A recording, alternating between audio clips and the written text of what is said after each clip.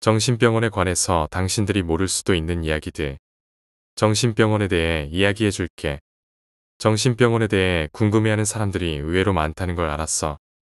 친구와 상담 비슷한 대화를 나누다 보니 사람들이 정신병원에 대해 많은 오해를 하고 있다는 것도 알게 됐어. 나는 종종 친구들이 힘들어할 때 정신과 치료라도 받아보는 게 어때? 라고 말했는데 그 말을 듣는 사람들이 굉장히 싫어하더라고. 왜 그런가 했더니 그들이 가지고 있는 정신병원에 대한 이미지 때문이었어. 방문치료. 정신과 치료라도 받아보지 그러냐? 라는 말을 정신병원에 입원하라는 소리로 받아들이는 경우가 많더라. 하지만 정신병원에서는 상담을 통한 치료도 제공해. 그냥 가서 요즘 어떤 일이 있었는지 이야기하고 그로 인해 잠을 못 자거나 하는 어려움을 털어놓으면 정신과 약을 처방해 주거든. 크게 두 가지 종류의 약이 있어. 신경안정제, 항우울제. 이 약들은 먹으면 기분이 팍 좋아지는 마법의 약은 아니야. 먹으면 몸이 노곤노곤해지면서 성질을 좀 누그러뜨려주는 약이라고 보면 돼. 수면유도제. 자살을 위해 정신과에서 수면유도제를 모아 한꺼번에 먹는 사람들이 있는데 이 약은 수면제가 아니라 유도제야. 잠이 오도록 도와주는 약으로 수면제와는 질적으로 달라. 수면유도제는 복용자가 누워서 눈을 감고 잠을 청할 때 수면에 빠져들기 쉽게 만들어주는 약이야. 수면제는 복용자를 기절시키는 약이야. 먹으면 비틀비틀하면서 보통은 약을 쓰고 버텨도 30분 안에 기절하게 돼 있어. 수면유도제는 몇 시 발이 아니라 몇 배 가를 먹어도 죽지 않으니 혹시라도 헛돈 쓰지 않길 바랄게. 음독자살 중 수면제 복용자가 워낙 많아서 수면제는 함부로 처방해주지 않아. 수면유도제는 그냥 정신병원 가서 선생님께 인생 이야기를 풀고 잠자기 좋게 해주는 약을 받아오면 돼. 정신병원은 보이지 않던데? 라고 생각할 수도 있어. 환자들의 인권을 위해 정신병원의 간판에서 정신이라는 글자를 사용하지 못하게 했거든. 대신 간판에 신경정신과라는 항목이 적힌 곳이 있는데 여기가 정신병원이나 정신과 치료를 받을 수 있는 곳이야. 즉, 정신병원에 가봐라는 말은 입원하라는 뜻이 아니라 내 이야기를 들어줄 사람을 구하고 약물 치료를 받아보라는 의미야. 정신병력이 기록될까봐 꺼리는 사람도 있을 거야. 하지만 가족도 다른 누구도 내 기록을 볼 수 없어. 법적으로 정신병력에 대해 누군가에게 이야기하거나 떠들면 실형을 선고받고 의사직도 몇 년 정지를 먹거나 아예 박탈당할 수도 있어. 대통령이 와서 내 치료 기록을 보고 싶다고 해도 절대 보여줄 수 없어. 법이 그렇게 되어 있으니까. 단, 흉악 범죄를 저지른 경우에는 판사의 판단에 따라 내 정신병력을 열람할 수 있어. 이 경우에만 내 의사와 무관하게 기록을 볼 수 있어. 흉악 범죄란 살인, 연쇄성폭행, 상습적 강도, 살인미수, 과실치사 등을 말해. 그러니 겁낼 필요는 없어. 그리고 흥미로운 사실이 있는데 정신병원에 입원했던 기록이 있으면 형량이 깎이거나 무죄 판정을 받는 경우도 있어. 실제로 미국에서 빌리라는 남성이 여성을 성폭행했지만 무죄 판정을 받은 적이 있어. 이 사람은 다중인격 장애를 가진 사람으로 그의 내부에는 무려 24명의 인격이 존재했어. 이 남자에 대한 이야기는 영어로도 제작되었어. 입원 치료. 입원 치료하면 사람들이 떠올리는 이미지가 있더라. 철문에 창살이 쳐진 좁은 방에 침대와 세면대 하나, 문 밑으로 배식을 넣어주는 그런 병원 말이야. 1950년대쯤 서방 국가에서 그런 병원이 있었지. 요즘은 그런 병원을 짓지 않아. 합숙소처럼 지어져 있거나 일반 병원의 병실처럼 지어져 있어.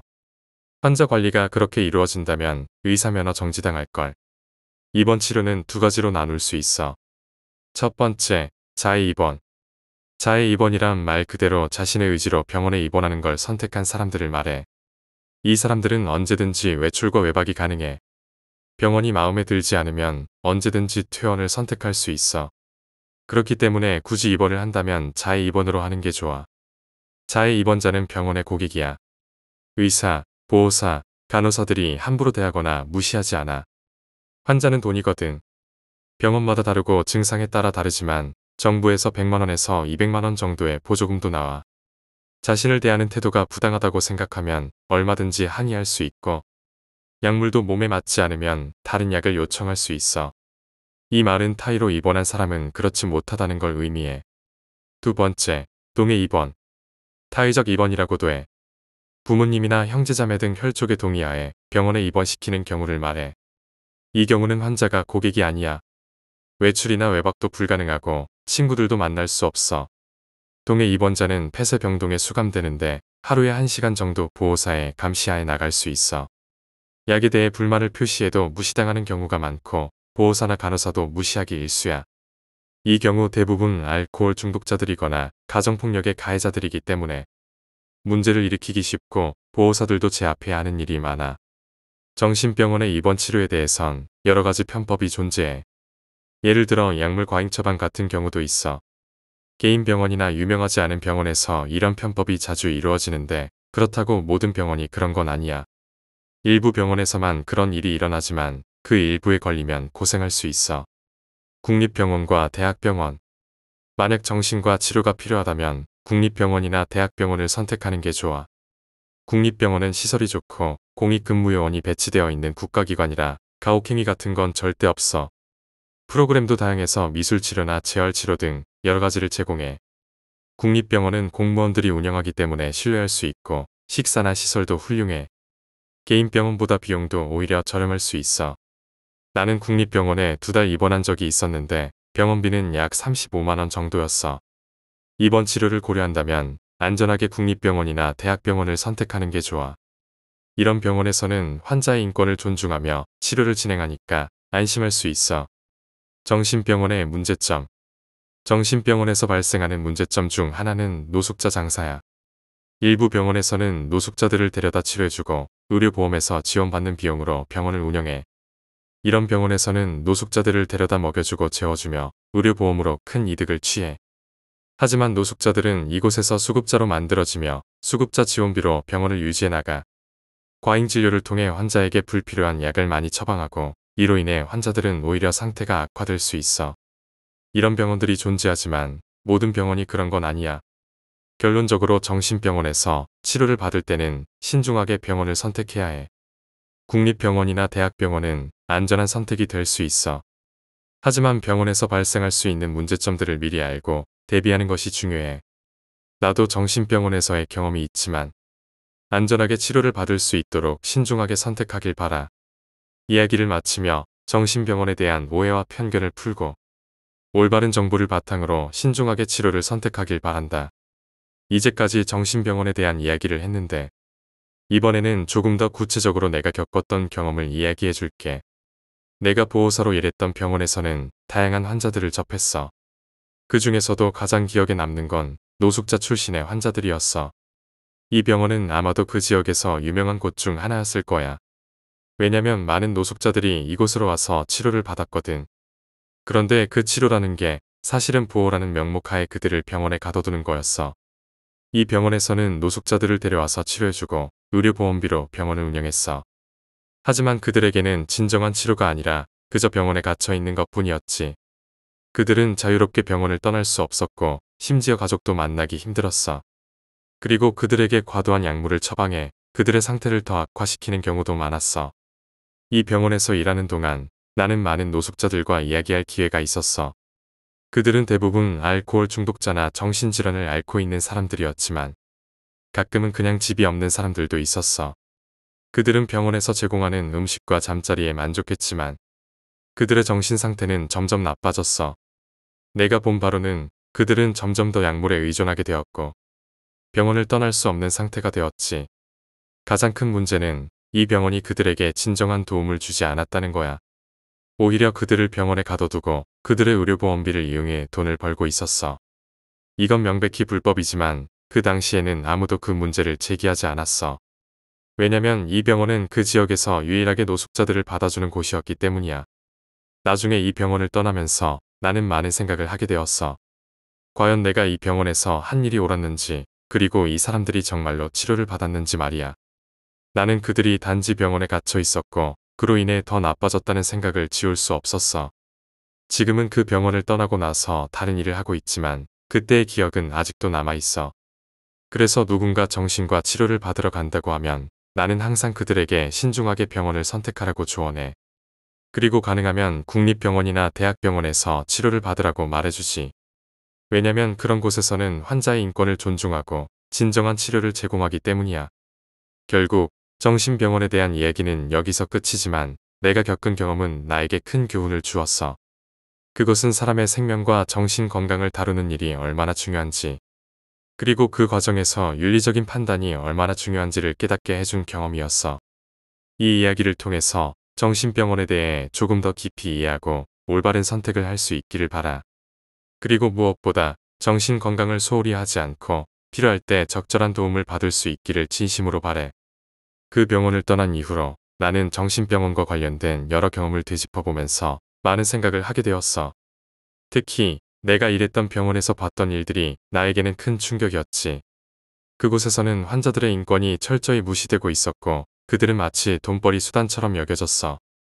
이런 현실을 직접 겪으면서 나는 정신병원에 대한 회의감이 깊어졌어. 내가 떠나기 전에 겪었던 한 가지 사건이 있어. 그 사건은 나에게 잊을 수 없는 기억을 남겼어. 어느 날, 한 노숙자 환자가 병원에 입원했는데 그는 매우 건강해 보였어. 정신적으로도 문제가 없어 보였고 대화를 나누면서도 전혀 이상한 점이 없었지. 그런데 이 환자는 하루아침에 실종된 것처럼 사라졌어. 나중에 알고 보니 그는 다른 병원으로 이송되었더라고.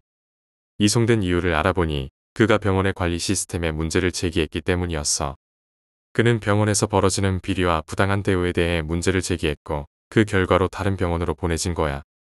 그 병원에서는 그를 강제로 억제하고 더 심한 약물을 투여했지. 결국 그는 이전보다 더 나빠진 상태로 병원에서 나오게 되었어. 이 사건을 겪고 나서 나는 정말로 이 시스템이 얼마나 잘못되어 있는지를 깨달았어. 사람들은 자신이 어디로 끌려가고 있는지도 모른 채 그저 병원의 시스템에 갇혀버리고 말아. 이런 현실 속에서 환자들이 받는 고통은 상상 이상이야.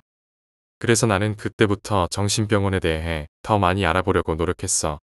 국립병원이나 대학병원에서 일하는 친구들에게 이야기도 들어보고 여러 자료를 찾아보기도 했지. 그 결과 나는 정신병원에서도 환자들의 인권을 철저히 보호하고 진정한 치료를 제공하는 곳들이 있다는 걸 알게 되었어. 하지만 여전히 많은 병원들이 환자들을 돈벌이 수단으로만 보고 있다는 사실은 변함이 없더라. 지금 생각해보면 내가 그 병원에서 일을 했던 경험은 참으로 씁쓸한 기억이야. 하지만 그 경험이 나에게 중요한 교훈을 주었어. 정신 건강을 다루는 일이 얼마나 중요한지, 그리고 그 과정에서 얼마나 윤리적인 판단이 중요한지를 말이야. 나는 그때의 경험을 바탕으로 지금도 정신 건강에 대한 인식을 높이고 올바른 치료를 받을 수 있도록 돕고 있어. 혹시라도 너나 내 주변 사람들이 정신과 치료를 받으려 한다면 신중하게 병원을 선택하라고 조언하고 싶어.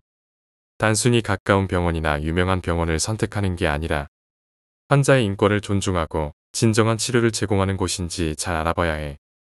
국립병원이나 대학병원처럼 신뢰할 수 있는 곳을 선택하는 게 중요해.